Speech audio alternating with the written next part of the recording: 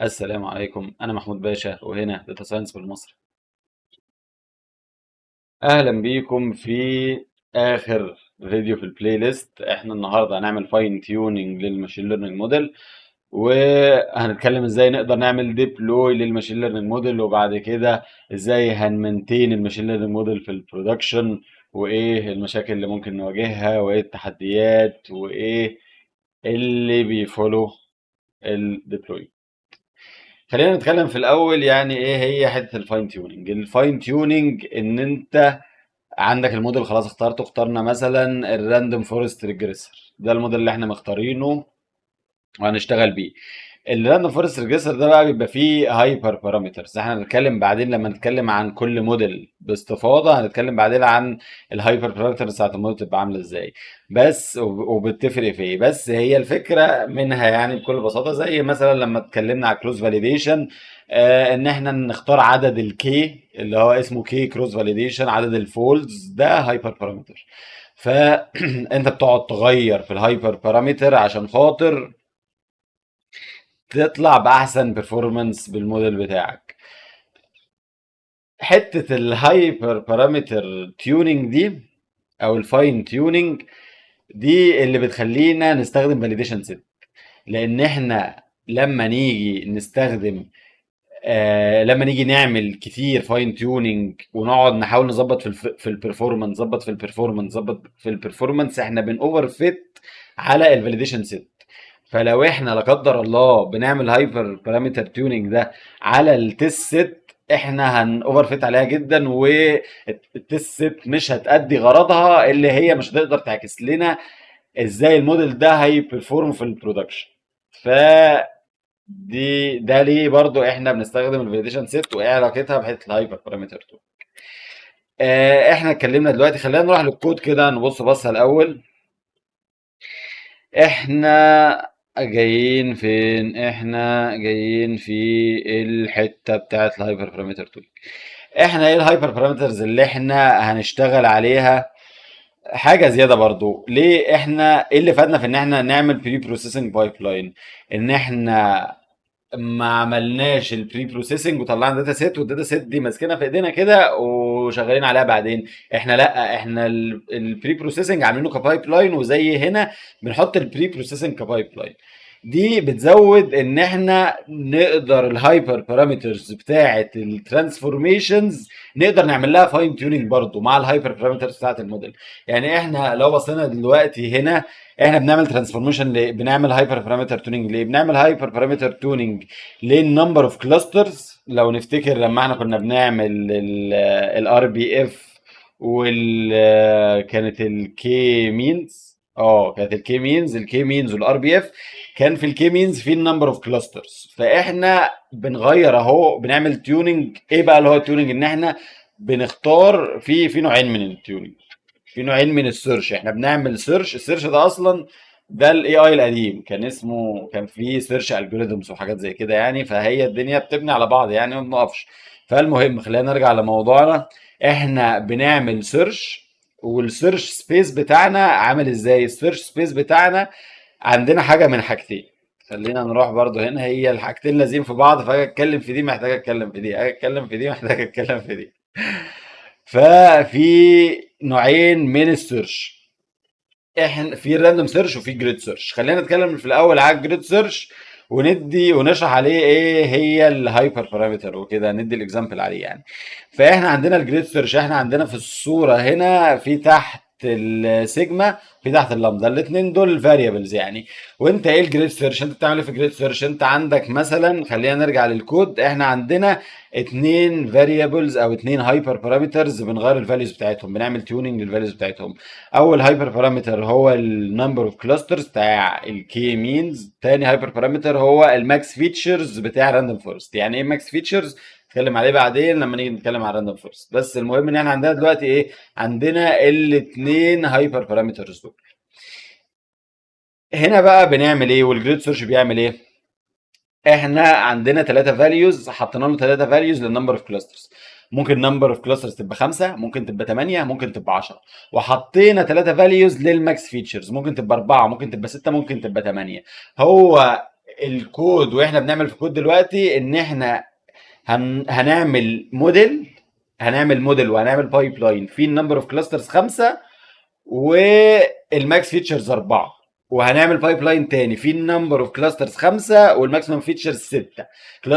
موديل تالت، بايب لاين تالت، النمبر اوف كلاسترز 5 والماكسيمم فيتشرز 8.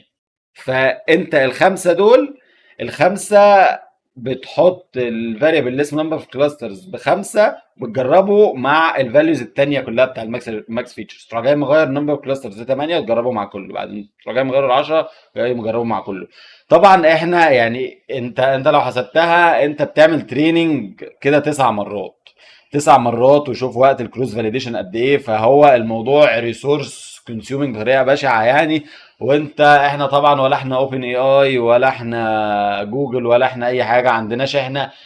هم الناس دول عندهم وهي في مشكله اصلا في الريسورسز يعني عامه، كميه الريسورسز البشعه اللي بتستخدمها الماشين ليرنينج، حتى البيج تك برضه الريسورسز مش مكفياها، لان هي طبعا الابلكيشن بتاعتها كبيره جدا مش زي الحاجات البسيطه بتاعتنا دي. ف تستهلك كهرباء ومش عارف ايه، ده حاجه تاني برضه، موضوع تاني بره الموضوع بتاعنا. فاحنا دلوقتي فهمنا يعني ايه هايبر بارامتر تونينج. هايبر بارامتر تونينج ان انت هتقعد تغير في الهايبر بارامترز عشان تختار احسن بيرفورمانس. هتغير في الهايبر بارامترز ازاي؟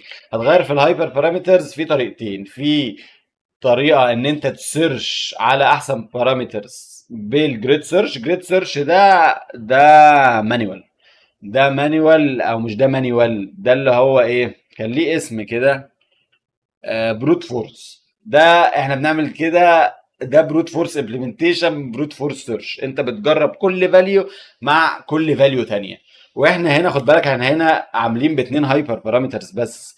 انت البايب لاين داتا ترانسفورميشن بايب لاين بتاعنا فيه هايبر بارامترز تانية، الراندوم فورست فيه هايبر بارامترز تانية. انت ممكن الموضوع يوسع معاك جدا، ممكن توصل لان انت بتعمل مليون موديل بتجربهم. فالموضوع يعني بيوسع قوي. عشان كده الجريد سيرش مش دايما ابليكابل. حاجه تانية بقى، بتستخدم الراندوم سيرش. الراندوم سيرش ده ايه يا باشا؟ الراندوم سيرش انت بتيجي هنا كده، بتروح جاي قايل رينج. يعني احنا مثلا نمبر اوف كلاسترز، رحنا جايين عاملين رينج، اللور ليميت بتاعه 3 والهاير ليميت بتاعه 50. وبنيجي تحت لما نيجي نرن الراندوم سيرش بنقول له نمبر اوف ايتريشنز كام. يعني بنقول له الراندوم ايتريشنز، يعني انت رن السيرش ده 10 مرات بس، وعندك بقى ان انت راندوملي تختار ما بين الرينج ده. هو لما تيجي تبص على الجريد سيرش هيجي في دماغك ان هو جريد سيرش اكيد كده كده هيجيب احسن حاجه، ان هو ماشي على خطوه خطوه، ماشي على مش عارف ايه. بس انت عندك ليميتيشنز، مش هتقدر تعمل جريد سيرش. فالراندوم سيرش يعني ايه؟ يعني ايه يعني تو يور اميزمنت هو بيشتغل حلو جدا يعني، مع ان هو عشوائي كده وبتاع، بس هي الدنيا عشوائيه. ولا يعني ايه، يعني عارف انت زي اللي هو لما واحد يجي يفتح بيزنس يقعد يفكر في البيزنس، انا لازم اعمل دي ولازم اعمل دي، ويعمل بيزنس بلان ويشوف مش عارف ايه، ويقعد سنتين يعمل خطة. وفي واحد تاني عشوائي جه يا باشا بدأها، اشتغل شهر خسر، شهرين خسر، 3 شهور خسر، 4 شهور اتعلم اتعلم اتعلم، في خلال 6 شهور البيزنس بتاعه بقى شغال. والتاني البي اللي عمال يعمل جريد سيرش بقاله سنتين وما خلصش. فالراندوم سيرش بيشتغل حلو قوي وبنستخدمه كده كده تمام. احنا كده فهمنا ايه الهايبر بارامتر تونينج، فهمنا الفرق بين الجريد سيرش والراندوم سيرش. فاحنا هنا خلينا نرجع للكود برضو نوضحه كده بسرعه يعني. احنا عملنا بايب لاين جديد، البايب لاين كنا عملنا زيه فوق قبل كده، اللي هو اول ستيب فيه البري بروسيسنج ستيب، تاني ستيب راندوم فورست وراندوم ستيب بتاعتها ثابته. بعد كده عاملين حاجتين في البارامتر جريد. اول حاجه ان هو يعني الاثنين دول مع بعض، الاثنين دول شغالين مع بعض. يعني ايه؟ يعني هو الخمسه بيجربها مع الاربعه والسته والثمانيه، وتحت في الديكشنري الثانيه العشرة بيجربها مع السته والثمانيه والعشرة. انت فاهمني؟ فاحنا عاملينها كده على اساس اسامبشنز عندنا يعني، وان احنا شايفين ان الارقام دي هتشتغل مع بعض اكتر هتنتراكت مع بعض اكتر. فانت بتيجي هنا تحت تروح جاي عامل جريد سيرش، تروح جاي مديله البايب لاين كله، تروح جاي مديله بارامتر جريد اللي هيسيرش فيه، تروح جاي مديله عايز تعمل كام فولد، لان هو كمان بيعمل كروس فاليديشن. يعني هو بيعمل الموديل، بيعمل الموديل بالفيتشرز بالهايبر بارامترز اللي احنا مختارينها دي، وبيغير في الترانسفورميشن بايب لاين، وكل موديل بيعمل له كروس فاليديشن كمان. فانت واخد بالك ان هو هياخد وقت قد ايه؟ هياخد وقت كتير جدا طبعا. بس جريد سيرش ادينا له الفول بايب لاين، ادينا له البارامتر جريد اللي يقدر يسيرش فيها، وادينا له قلنا على كروس فاليديشن 2 عشان نخلص في يومنا ده، والسكورنج كرايتيريا نيجاتيف روت مين سكويرد ايرور. وبعد كده نروح جايين عاملين فيت، بنروح جايين عاملين فيت وهو. وبعد كده لما نخلص في الجريد سيرش ممكن في اتريبيوت جوه الجريد سيرش اسمه بيست بارامترز، ده يطلع لنا يقول لنا ايه البارامترز اللي طلعت احسن ريزلتس، طلعت اقل روت مين سكويرد ايرور. بس كده. فهو قال لك ان اقل حاجه النمبر اوف كلاسترز 15 والماكس فيتشر 6. نطلع هنا نبص فوق، احنا اصلا نمبر اوف كلاسترز ماكسيمم بتاعنا 15، فده ممكن يدينا انديكيشن ان احنا ممكن نجرب تاني، نزود نديله مساحه ان هو يجرب نمبر اوف كلاسترز اعلى، لان هو خبط في الليميت اللي احنا مدينها له. فدي حاجه برضو احنا ممكن نفكر فيها. نروح بقى على الكود بتاع الراندوم سيرش. زي ما احنا قلنا بنديله رينج وهو راندوملي بيختار في الرينج ده 10 مرات عشان احنا مديله نمبر اوف ايتريشنز 10. جينا تحت عملنا initialization لفاريبل، حطينا فيه الراندومايز سيرش، وبعد كده ادينا له الفول بايب لاين، ادينا له الديستريبيوشن بتاعت البارامترز، قلنا له هتشتغل 10 مرات، كروس فاليديشن 3 فولدز، السكورنج نيجاتيف روت مين سكوير، راندوم ستيت كذا. راح جاي برضو مطلع علينا عايزه يطلع لك البيست بارامترز عادي، يقدر يطلعها عادي زي الجريد سيرش. بس كده احنا كده دلوقتي يا باشا عرفنا احسن هايبر بارامترز، وعرفنا احسن موديل. دلوقتي بقى نقدر نشوف احنا الموديل بتاعنا هيشتغل ازاي على التست سيت. انت التست سيت ما بتعملش عليها اي حاجه، بتجرب بس تشوف هل انت الموديل بتاعك بيبرفورم على التست سيت زي ما هو بيبرفورم على الحاجات التانية ولا لا. بس كده. فاحنا بنيجي هنا بنقول الفاينل موديل بتاعنا هو احسن استيميتر، البيست استيميتر اللي الراندوم سيرش طلعه. بعد كده بقى احنا بنرجع تاني لحته التفكير وحته الديزاين وحته البروبلم ديفينيشن والحاجات دي كلها. نبتدي نشوف ايه اهم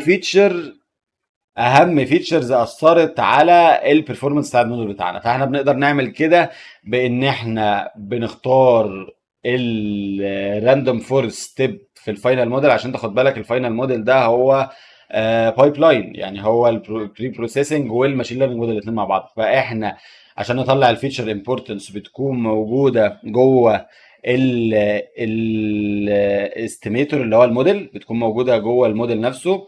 عشان كده بنروح جايين مختارين الموديل فاينل موديل، نفتح البراكتس نختار راندوم فورست موديل ونطلع الفيتشر امبورتنس. والراوندنج ده بس بنعمل راوندنج للارقام تحت هنا. الكود ده عشان خاطر يعمل ترتيب الحاجات من الاهم للاقل اهميه، ويكتب اسامي الفيتشرز قدامها. فاحنا زي ما احنا توقعنا في الاول خالص، وزي ما هي حاجه انتويتيف جدا، ان هو اكتر انديكيشن لاسعار البيوت عاليه ولا قليله، ولا اكتر فاريبل تقدر تتوقع بيه سعر البيت هيكون عالي ولا قليل، هو الميديان انكم، الدخل بتاع الناس اللي قاعدين في البيت ده. فهو فعلا مطلع لنا ان احنا اعلى امبورتنس اللي هو الميديان انكم. وبنقعد ننزل بقى تحت لحد، ووصلنا برضو تحت للاوشن بروكسيميتي. الاوشن بروكسيميتي بص الامبورتنس بتاعته عامله ازاي، عاليه جدا يعني. ودي حاجه برضو احنا كنا خدنا بالنا منها في الفيجواليزيشن، مع ان في شويه اوتلايرز كده، مش كل حاجه. كان في حاجات فوق في الشمال خالص قريبه للاوشن بس مش غاليه، وفي حاجات برضو تحت خالص قريبه للاوشن بس مش غاليه. فكده بس هي الاوشن بروكسيميتي هو سيبك من الكام اوتلاير دول، هو فيتشر مهم جدا ومتوضح بالارقام هنا وبالتجربه دي. في حاجه برضو احنا محتاجين نتكلم عليها، اللي هي ان احنا ناخد بالنا من البايس. احنا دلوقتي خلاص بنقفل الموديل وبنخلص البروجكت، فاحنا لما نيجي نقيس البرفورمانس بتاع الموديل نحاول نكون حياديين، ونحاول نقيس البرفورمانس بتاعه على الجروبس المختلفة. يعني هو مثلا بيبرفورم حلو على البيوت اللي اسعارها من كذا لكذا، والبيوت اللي اسعارها من اسعار تانية مش بيبرفورم حلو عليها. الحاجات دي بتبان قوي في الايه، يعني انت لو عملت لو كتبت اي اي بايس، لو عملت عليها سيرش على الانترنت، الموضوع ده كان من هو يعني اتحسن دلوقتي شويه، بس اول لما ابتدت تطلع الجنريتيف مودلز كان مصيبه، كان مصيبه فعلا يعني. وكلم جروك، كلم جروك كده هتلاقيه برضو راجل بايظ قوي يعني. لان هي الناس بطبيعتها بايظ، يعني مثلا ايه ان هم يقولوا ان في، عارف انت الاستيريو تايبس، اللي هو في ناس ما بتعرفش تسوق وناس بتعرف تسوق اكتر. الموديل بيتعلم الحاجات دي، فانت لما تيجي تقيس البرفورمانس بتاعه، يعني شوف هو بيبرفورم حلو على الجروبس كلها ولا لا، عشان دي حاجه مهمه. ودي حاجه ايثيكال اصلا، انت بتيجي في الاخر بيبقى الموضوع ايثيكال وبيعمل مشاكل في الاخر، فدي حاجه برضو احنا لازم ناخد بالنا منها. احنا قلنا ان احنا خلاص هنشتغل على التيست ست، هنشوف بس البرفورمانس، هي ما فيش شغل اصلا على التيست ست، هنشوف بس البرفورمانس بيالاين مع البرفورمانس اللي احنا كان طلع لنا على التريننج والفاليديشن ولا لا، عشان ما نكونش احنا سارحين كده في الدنيا مع نفسنا وهو في البرودكشن موديل هيضرب اصلا. بس كده، فبنروح جايين جايبين التيست داتا وبنروح جايين فاصلين الداتا عن الليبلز عن التارجتس. الفاينل بريدكشنز اهو، بنروح جايين مستخدمين الفاينل موديل اللي احنا لسه مطلعينه، اللي هو بيست استيميتر اللي جابه الراندمايز سيرش، نروح جايين مدين له التريننج داتا وبس. وبعد كده بنروح جايين حاسبين الروت مين سكويرد ايرور ما بين البريدكتد ليبلز والاكشوال ليبلز، بتروح جاي طالع لنا الايرور $41,000. ودي حاجه انلاين فعلا مع الريزلتس اللي طلعت لنا والريزلتس اللي كانت فوق. بس انت دلوقتي افرض مثلا يعني اني خصمتك ايه، افرض مثلا ان انت دلوقتي عندك موديل جوه البرودكشن، موديل فعلا شغال والدنيا جاهزه والدنيا شغاله وكل حاجه. انت دلوقتي الموديل اللي في البرودكشن ده بيطلع مثلا الايرور بتاعه كان طالع 40,000، كان طالع مش 40,000، كان طالع 42,000. واحنا دلوقتي اشتغلنا وحزقنا ومش عارف ايه وقال لنا الايرور، خلينا الايرور بقى 41,400. هل انت هتخاطر بان انت تجيب حاجه مش متجربه؟ الموديل التاني ده قاعد في البرودكشن وشغال و100 100 ما حدش اشتكى منه. هل انت هتخاطر ان انت على قد الرقم الواحد ده، الرقم الصغير ده، ان انت تجيب الموديل الجديد تراجعته في البرودكشن؟ البرودكشن ده يا باشا فلوس وبيزنس وملايين وشركات ومرتب وحياه ودنيا. البرودكشن ده العالم. هل انت على رقم واحد كده هتخاطر كل المخاطره دي؟ تيجي بقى ايه بقى، تيجي هنا الاستاتستكس تلحقنا. ايه بقى اللي يلحقنا في الاستاتستكس دي؟ حته انا نسيت اتكلم عليها، برجع لها تاني بقى. ايه بقى يلحقنا في الاستاتستكس؟ الاستاتستكس هنستخدم حاجه اسمها كونفيدنس انترفال. ايه بقى الكونفيدنس انترفال؟ نروح نشرح حاجه في الاستاتستكس بسرعه قوي كده. الكونفيدنس انترفال اللي هو انت مثلا عندك population، عندك الشعب المصري كله، حلو، انت عايز تشوف الافريج طول البني ادم في الشعب المصري. فانت مش هتقدر تلف على الشعب المصري كل واحد واحد وتقيسهم طولهم. ممكن تكون الداتا دي موجوده مثلا في مركز التعبئه والاحصاء او كده، الله اعلم يعني. بس سيبك من الطول، يعني مثلا انت عايز تعمل سيرفي باي نوع من الانواع، العادي ان انت بتاخد سامبل من البوبيوليشن، فالسامبل دي ما بتكونش هي البوبيوليشن. يعني مثلا انت لو خدت سامبل سميناها سامبل 1 سامبل 2 3 4 5، خدت 8 سامبلز، لو جيت تحسب الافريج هايت في كل سامبل مش هيكون هو بتاع السامبلز التانية كده كده، ومش هيكون هو بتاع الافريج هايت بتاع البوبيوليشن. فدي ايه بقى بيحسبها ازاي، بتحلها ازاي الاستاتستكس؟ الحته دي بتحلها الاستاتستكس بان انت بتحسب حاجه اسمها الكونفيدنس انترفال. ايه هي بقى الكونفيدنس انترفال؟ الكونفيدنس انترفال بان انت ببروبابيلتي معينه، غالبا البروبابيلتي دي بتكون 95%، بنسبه 95% ال الفاليو بتاعه الافريج هايت بتاع البوبوليشن الشعب المصري بنسبه 95% هتكون في رينج معين. الرينج ده ليه لور ليميت وليه ابر ليميت. فاحنا بنروح جايين هنا في الكود بنستخدم لايبرري اسمها ساي باي، بنحسب بيها الكونفيدنس انترفال. لما بنحسب الكونفيدنس انترفال والكونفيدنس ليفل بتاعنا بنسبه 95% probability ان الايرور اللي هيكون طالع لنا هيكون ما بين اللور والابر دول، بيطلع لنا اللور ان هي $39,000 والابر $43,000. فانت يعني بنسبة 95% مش هيطلع لك ايرور في البرودكشن اعلى من الايرور ده 43,000، ولا هيطلع لك ايرور اقل من 39,000. احنا كده استخدمنا الاستاتستكس بحيث ان احنا نقدر يبقى عندنا قلب كده، ولما نعمل بوش للموديل في البرودكشن والمدير يجي يتخانق معانا يقول لنا انتوا ازاي تطلعوا موديل بس كده، نقول له يا باشا انا حاسب كونفيدنس انترفال، انا راجل ماشي بالستاتستكس وماشي بالعلم وماشي بالساينس. هو يعني احنا مش احنا هدفنا في الاخر طبعا الدنيا تبقى شغاله والدنيا تبقى حلوه، بس دي ايه، مش قاعدين نناقر في بعض يعني احنا والمدير بس. هي ده الهدف من الكونفيدنس سنتر. تعالى بقى نرجع تاني للحته اللي انا اتكلمتش عليها. انا اتكلمت ان هو قد ايه جريد سيرش ده بياخد وقت كتير جدا، وراندوم سيرش على فكره برضو بياخد وقت كتير جدا. يعني انت شوفها كده، انت بتعمل كام حاجه. انت بتعمل الموديل الواحد بتجربه في النمبر اوف كلاسترز، يعني موديل مثلا ماكسيمم، ما هو كل لما تغير هايبر بارامتر بتغير الموديل كله. فاحنا كان عندنا 3 هايبر بارامترز للراندوم فورست. لما الهايبر بارامترز يبقى الهايب الماكس فيتشر هايبر بارامتر يبقى ب5، بنجرب معاه 3 ترانسفورميشن هايبر بارامتر، 3 عدد كلاسترز كي كلاسترز 3 كي. فاحنا موديل واحد بنجرب معاه 3 كي، وبنعمل كروس فاليديشن كام مره، فالموضوع بياخد وقت كتير جدا. ففي حاجه اسمها هافنج راندوم سيرش ريسك ليرن، وفي حاجه اسمها هافنج جريد سيرش. بيعملوا ايه دول بقى؟ دول بيعملوا زي تصفيات كده.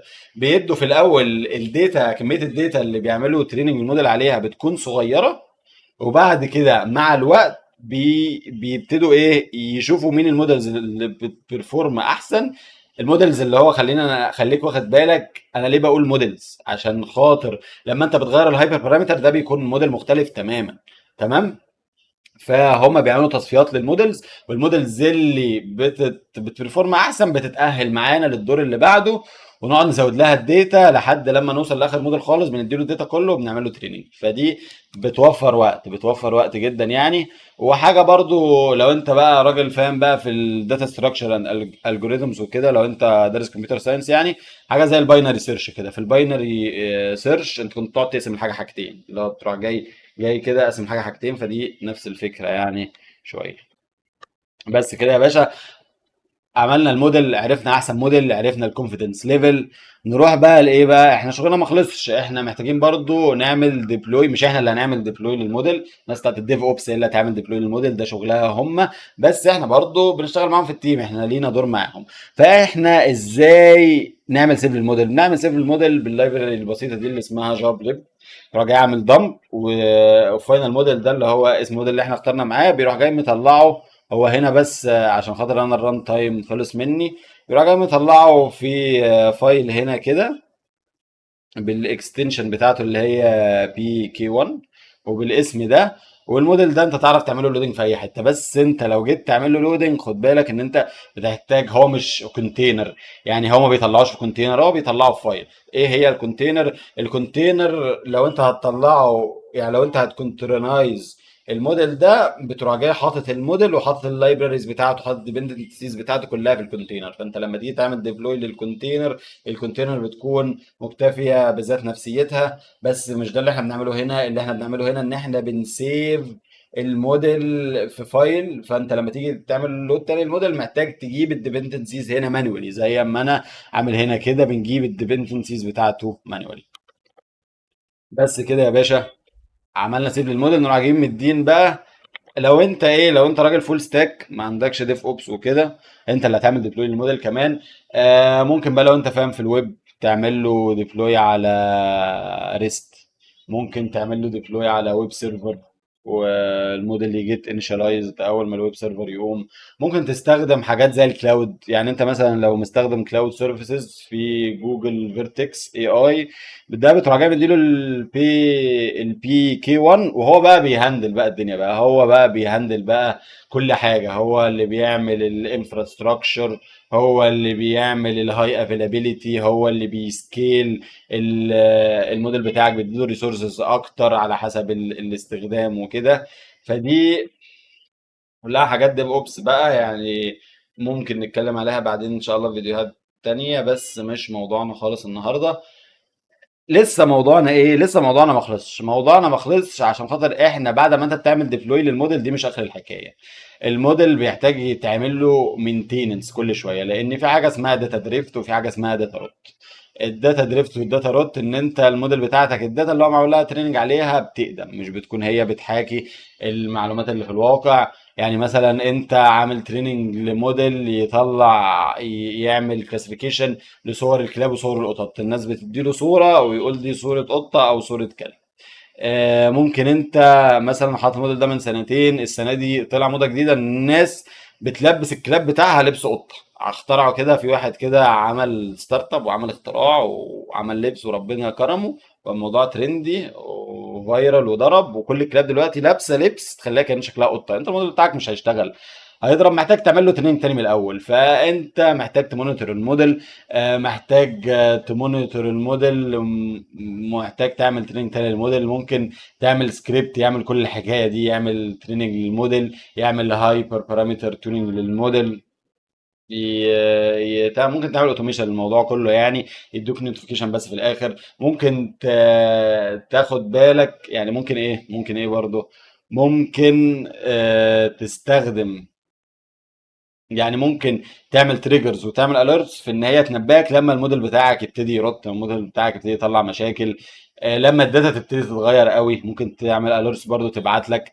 ممكن تعمل ناس بقى فاهم يعني، ممكن تعمل سيرفيز مثلا اليوزرز بتوعك، تقعد تبعت لهم كل شويه قولوا لي يا جدعان فيدباك، انتوا مبسوطين ولا ايه؟ لو انت الموديل بتاعك بيستخدم في ريكومنديشن سيستم، ممكن تاخد بالك مثلا انت الموديل بتاعك ما بقاش ليه لازمه، ما بقاش شغال، عشان خاطر الحاجات اللي الموديل بتاعك بيريكومندد ما بتتباعش. فده انديكيشن يعني. اول حاجه احنا هنشك فيها في السيستم كله الماشين ليرنينج موديل، ان الريكومنديشن بتاعه ضارب، هو مش بيريكومند حاجات بتثير اهتمام الناس فالناس ما بتشتريهاش. فنروح بقى نشوف الموديل ايه الدنيا فيه، ايه اللي حصل، ما احنا كنا عاملين ديبلوي وكان شغال كويس. ممكن مثلا يبقى فيه، لو انت عندك حاجه كريتيكال يعني، لو انت عندك ماشين ليرنينج موديل شغال باصص كاميرا بص على برودكشن لاين بتشوف الديفكتس بتاعه البرودكتس، انت هتعرف زي كده بعد ما تحصل مصيبه، زي ما احنا بنشوف كتير جدا في شركات عربيات بتسحب عربياتها تاني، ده بيقلل في الكريديبيليتي بتاعتهم وبيعمل مشاكل رهيبه جدا وخسائر فلوس رهيبه في البيزنس بتاعهم. فدي ممكن حاجه، انت المشكله ان انت الموديل بتاعك هتعدي منه حاجات ديفكتس كتير لاسباب كتير بقى. فانت ممكن يبقى فيه بني ادم الموجود قاعد بيفاليديت الاوتبوت بتاعت الموديل. الموديل كل شويه لما يطلع له حاجات بايرور عالي، تروح راح اليرت للبني ادم قاعد على اللابتوب، البني ادم يشوف هو بنفسه، يشوف يفتح البرودكت يشوف فيه ايه، يقدر بقى ياخد القرار، يقول لا يا جدعان وقفوا الموديل ده، احنا ما ينفعش نعتمد عليه كليا، ده في مشكله، ويبتدوا هم يوقفوا مثلا البرودكشن لاين. طبعا توقيف البرودكشن لاين ده ما بيحصلش لانه بملايين، بس يبتدي بقى يشتغل على الموضوع، ما تصحاش الموضوع بعد ما المصيبه تكون حصلت. ف